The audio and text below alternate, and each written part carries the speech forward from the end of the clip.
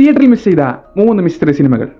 ഒരു mobile signal പോലും കിട്ടാത്ത ഒരു മലമുകളിലെ വയർലെസ് സ്റ്റേഷൻ. അവിടേക്ക് ഒരു പെൺകുട്ടിയുടെ മൃതശരീരം, അതായത് ശരീരഭാഗങ്ങൾ ആരോ കൊടുന്നിടാണ്. ഒരു ഊഹിക്കാൻ പറ്റാത്ത ക്ലൈമാക്സും. ഈ സിനിമയുടെ പേര് ഇലവിഴ പൂഞ്ചിറ.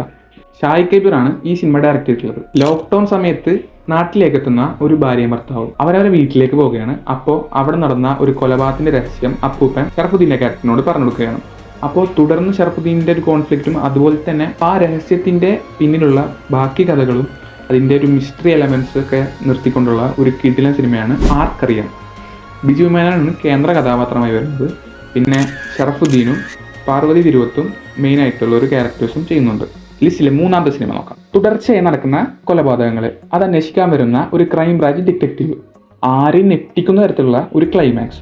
സിനിമയുടെ പേര് 21 ഗ്രാംസ്. ബിപിൻ കൃഷ്ണയാണ് 21 ഗ്രാംസിന്റെ ഡയറക്ടർ. പറഞ്ഞ 3 സിനിമകൾ നിങ്ങൾ ഏത് സിനിമയാണ് കണ്ടിട്ടുള്ളത്?